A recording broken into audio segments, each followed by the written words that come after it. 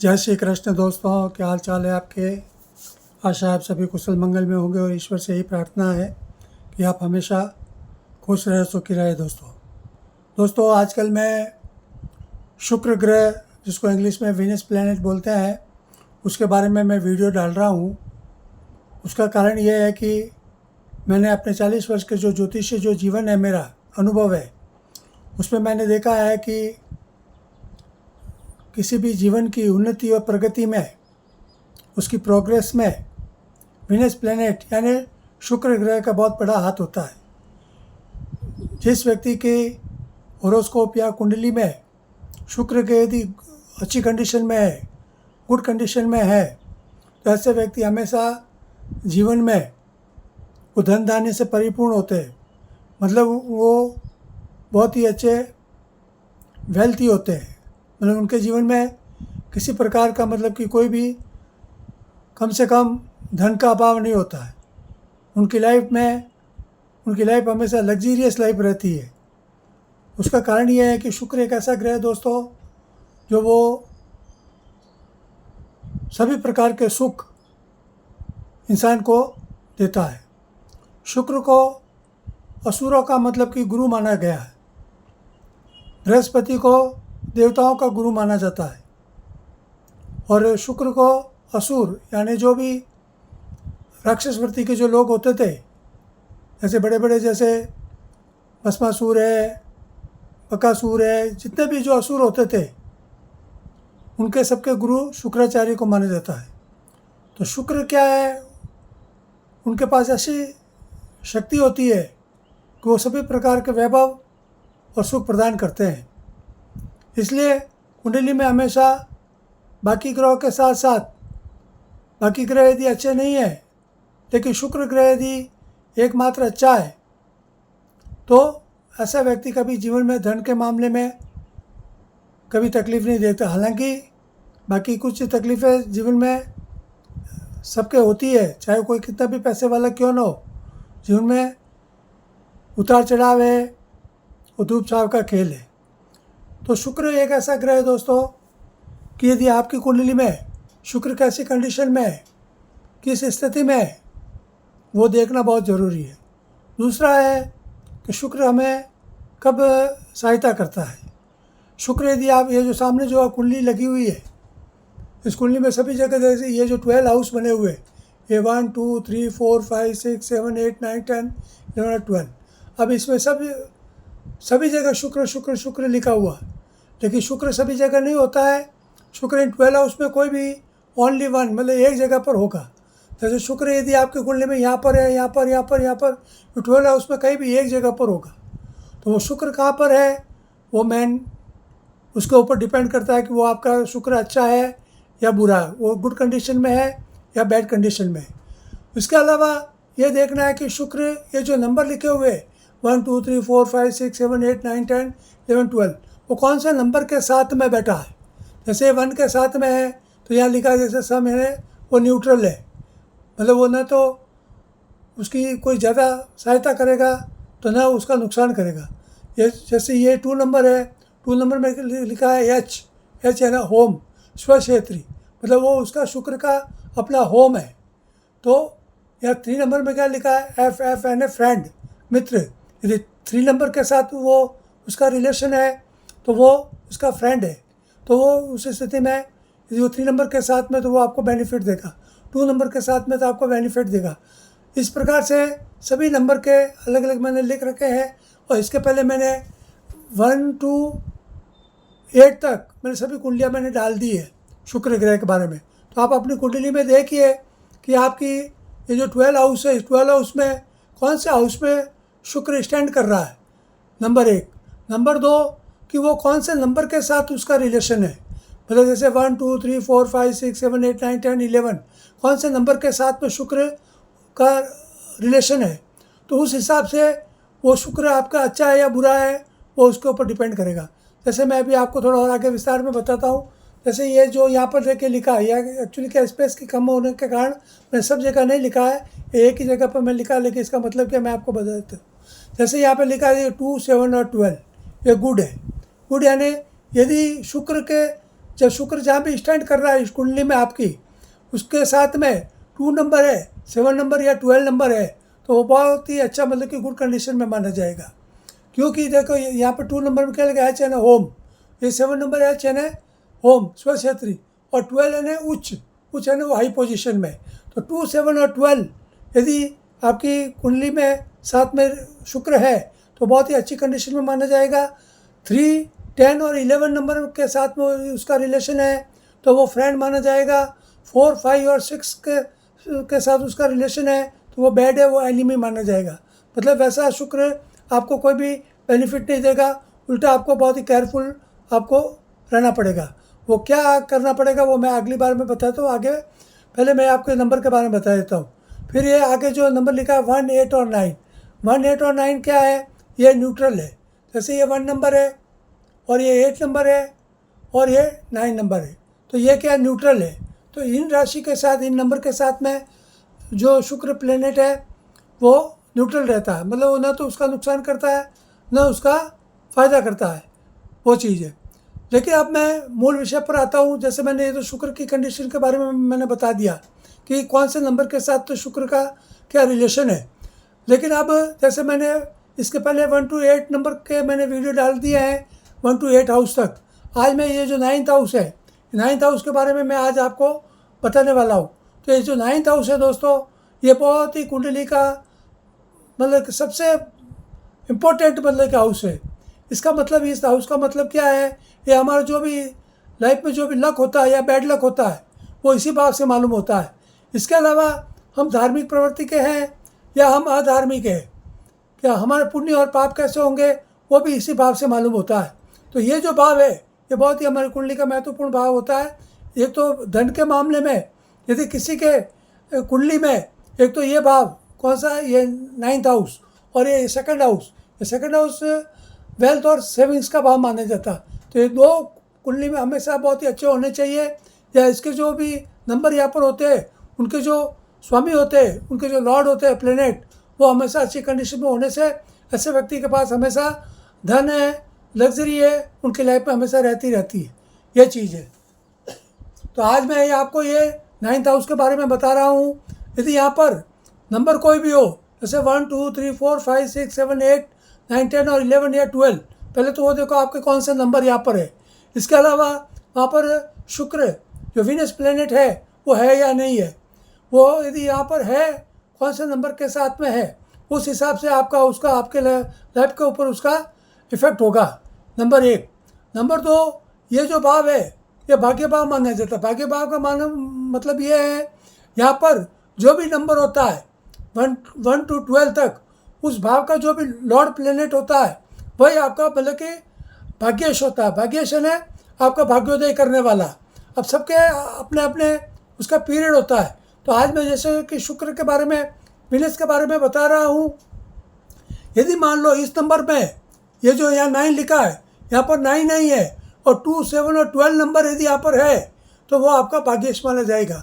2, 7 और 12 नंबर है तो वो यहाँ पर 9 की जगह 2, 7 और 12 नंबर है तो वो शुक्र आपके लिए बहुत ही मतलब कि फ़ायदेमंद रहेगा, वो बहुत ही लकी रहेगा, वो बहुत ही बेनिफिशियल रहेगा।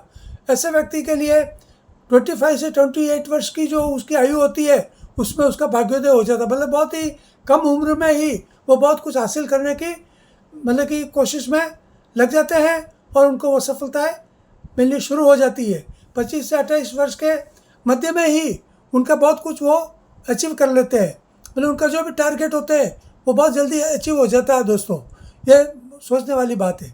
इसके अलावा यदि बाकी नंबर है यहाँ पर जैसे 3, 10 और 11 है तो वो फ्रेंड है, तो फ्रेंड के हिसाब से भी उसको अच्छा बेनिफिट मिलेगा।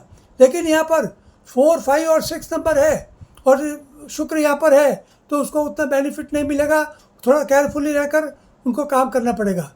इसके अलावा यहाँ पर 1, 8 और 9 नंबर है, जैसे 9 है, इसके अलावा 1, 8 भी यहाँ पर है तो वो न्यूट्रल है। मतलब ना आपको ज़्यादा बेनिफिट मिलेगा और ना ज़्यादा आपको लॉस होगा।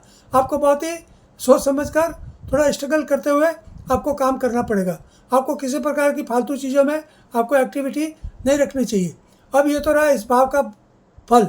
अब मैं आपको बता देता हूँ कि शुक्र किस कंडीशन में आपको यह बेनिफिट मिलेगा। मान लीजिए यह शुक्र ओनली वन है, मतलब केवल अकेला है, तो वो आपको बहुत ही अच्छा उसका फल देने वाला है। इसके अलावा शुक्र के साथ में, वीनस के साथ में यदि मून है तो आपको बहुत ही ज़्यादा यात्राएं कराएगा। आप विदेश यात्राएं भी कर सकते हैं। आपके वायुयान, मतलब कि आप वायुयान के साथ में कई प्रकार की यात्राएं करेंगे, जल यात्राएं भी आप कर सकते हैं। और इसके अलावा यदि आपको यहाँ आपके शुक्र के साथ में यदि गुरु ग्रह है, मंगल ग्रह है, तो भी आप वायु यात्राएं करेंगे।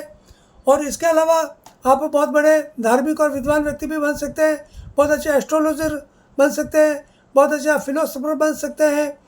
ये यदि गुरु साथ में है तो, गुरु या चंद्र और शुक्र की यदि युति उसमें साथ में है तो।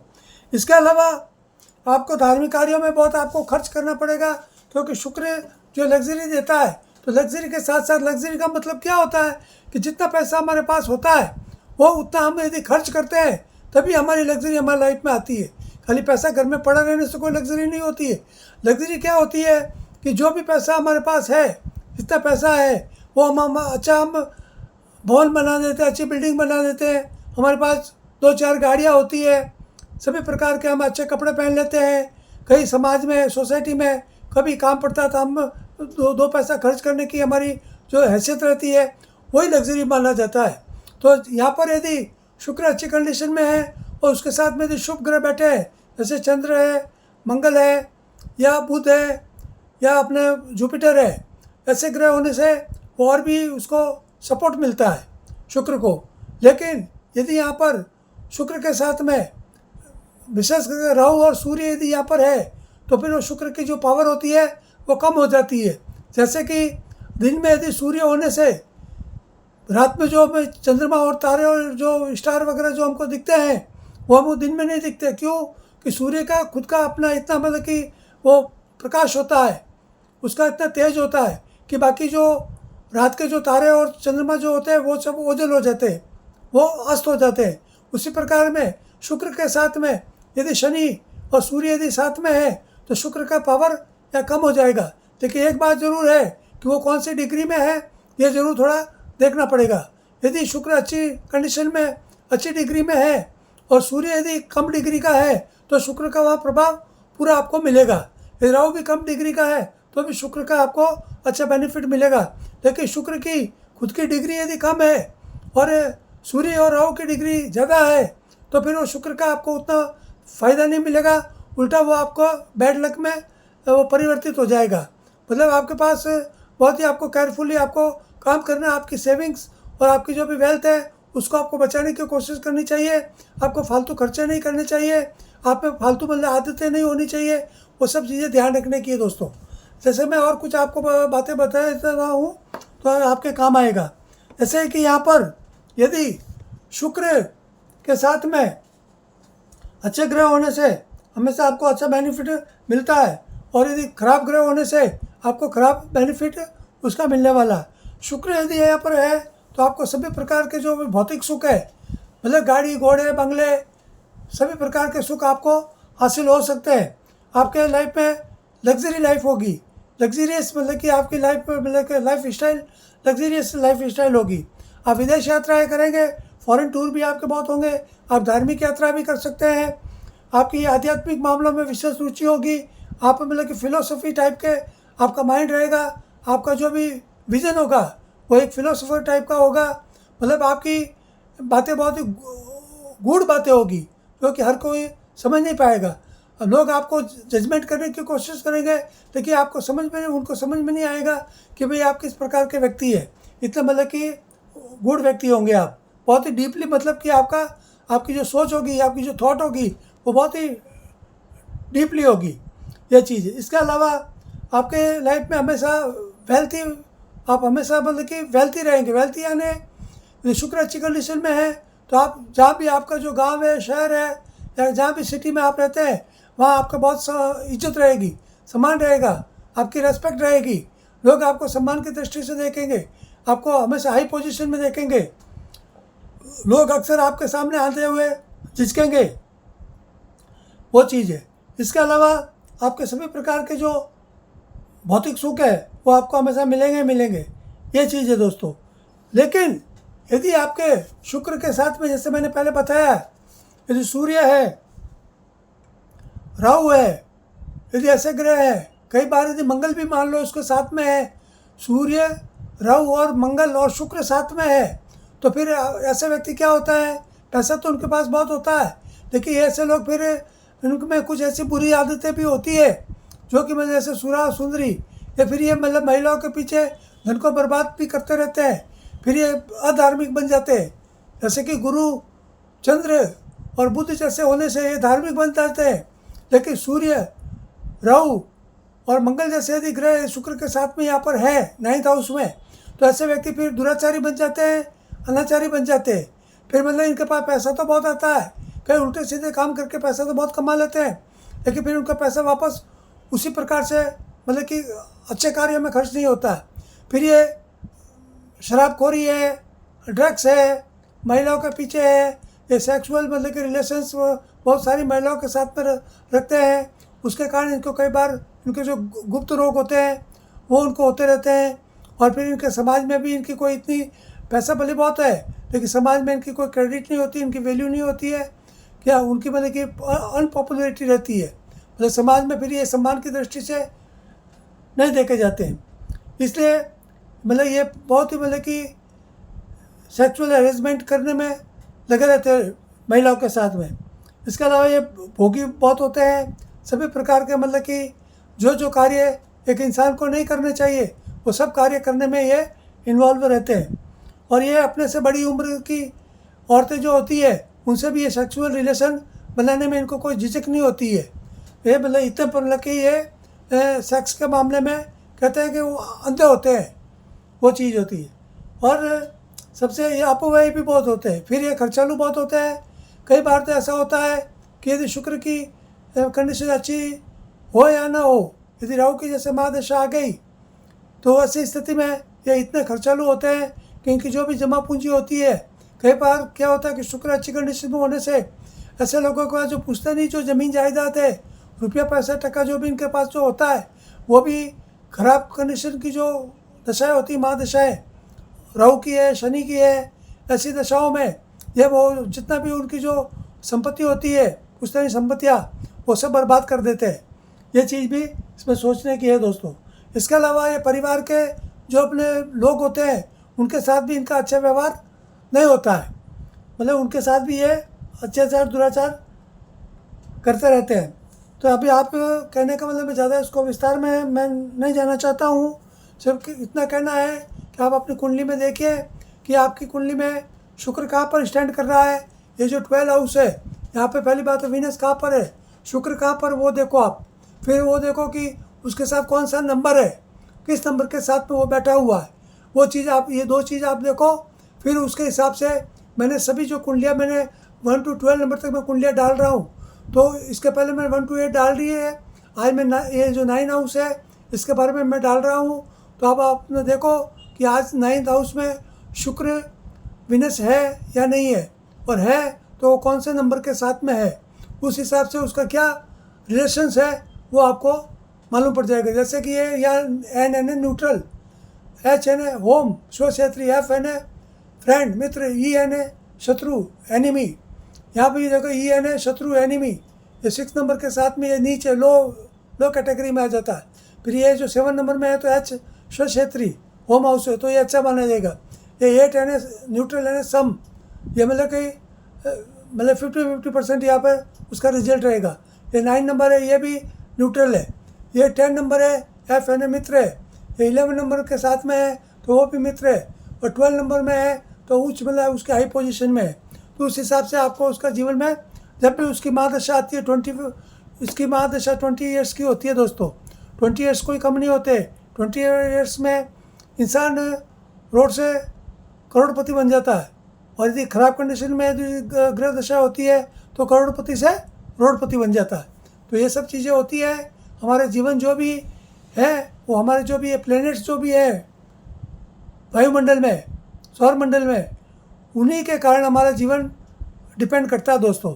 ये सब चीज़ें हैं। तो आप अपना देखिए कि आपकी कुंडली में कौन सा ग्रह अच्छा है, बुरा है, किस कंडीशन में है, वो आप देखिए, उसके ऊपर अपने जीवन के आप निर्णय लेकर चलेंगे तो आपके लिए बहुत अच्छा रहेगा। और मेरा कहना यह है कि हर इंसान को कम से कम अपनी जो कुंडली है, जिस प्रकार हम हमेशा रोज़ एक बार दिन में हम अपने घर में जो मिरर होता है उसके सामने खड़े होकर हम अपने जो फेस होता है हम उसको देखते हैं कि भाई वो कैसा अच्छा है नहीं है, हेयर स्टाइल कैसी है। उसी प्रकार से लाइफ में हमेशा जो हमारी जो कुंडली होती है, हॉरोस्कोप होती है, उसमें जो भी ग्रहों की जो भी कंडीशन होती है, उसकी क्या कंडीशन, उसके हिसाब से हमें अपने लाइफ पर को हमें उसके हिसाब से हमें उसको फॉलो करना चाहिए। तो ये सब चीज़ें हैं, तो आप इसको अपनी कुंडली में देखें। और यदि आपको किसी तरह की कोई असमंजस हो, कोई डाउट हो, तो कृपया मेरे व्हाट्सएप चैनल पर आकर मुझसे कांटेक्ट कर सकते हैं। जब भी मुझे समय मिलेगा मैं वापस आपको उसकी रिप्लाई दूंगा दोस्तों। तो आज के लिए केवल इतना ही। धन्यवाद। जय श्री कृष्ण, जय श्री राम दोस्तों।